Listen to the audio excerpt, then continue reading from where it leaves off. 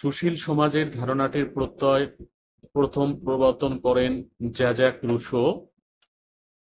Dynamics of Bangladesh society গ্রন্থের রচয়িতাকে dynamics of Bangladesh society গ্রন্থের রচয়িতা doctor A K Nazmul Karim.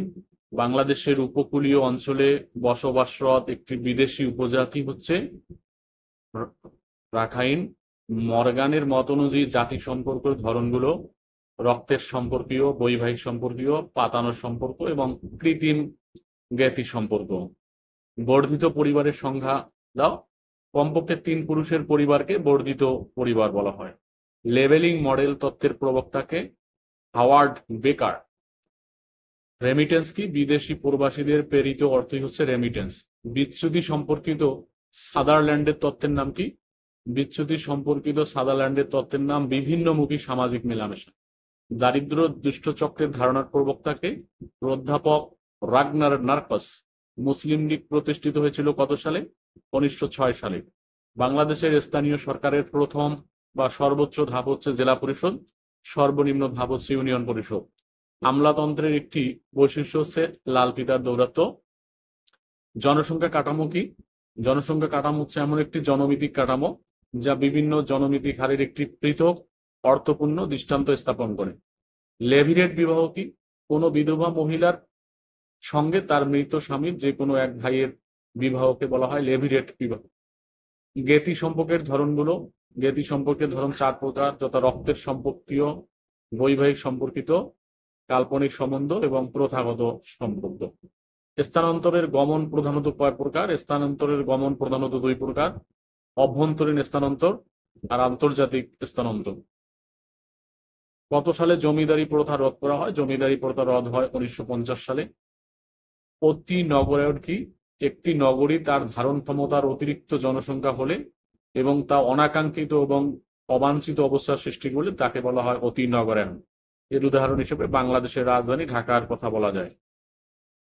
Parole কি? প্যারোল শব্দের অর্থ শর্তাধীনে সাময়িক মুক্তি। কখন ডিসকভারি অফ বাংলাদেশ গ্রন্থের রচয়িতাকে? ডিসকভারি অফ বাংলাদেশ গ্রন্থের রচয়িতা ডক্টর আকবর আলী খান। বয়স কাঠামোর মৌল নির্ধারকগুলো কি কি? জন্মশীলতা, মরণশীলতা, অভিগমন।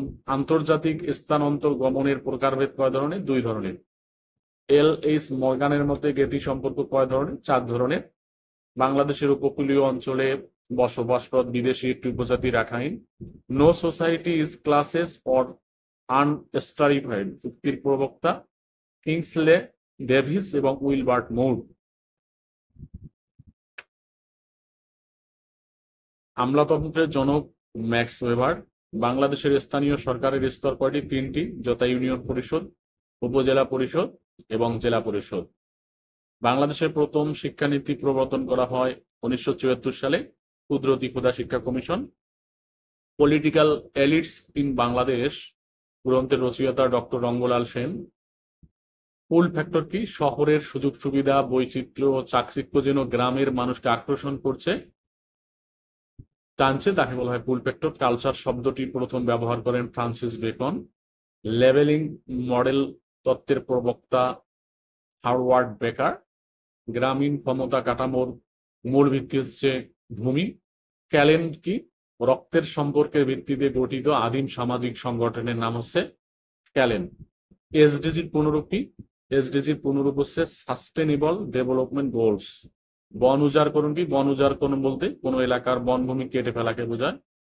অপরাধের জৈবিক দৃষ্টিভঙ্গির প্রবক্তাকে ল্যাম্ব্রোস। অভিযোজন কি? প্রাণী তার পরিবেশের সাথে নিজেকে মানিয়ে নেওয়ার প্রবণতাকে বলা হয় অভিযোজন। জাতীয় শিক্ষানীতি 2010-এর স্তর কয়টি ছিল? 3টি। অপারেশন সার্চলাইট কখন চালিত হয়? 1971 সালের 25শে মার্চ। বাংলাদেশে বসবাসরত একটি মাতৃতান্ত্রিক এথনিক গোষ্ঠী হচ্ছে গারো। এসটিডি এর পুনরূপ হলো সেক্সুয়ালি ট্রান্সমিটেড ডিজিজ। নারীদের পূর্ণ উৎপাদনশীল ক্ষমতা হলো 15 থেকে 49। অ্যানসিয়েন্ট সোসাইটি গ্রন্থের রচয়িতা L.H. মর্গান।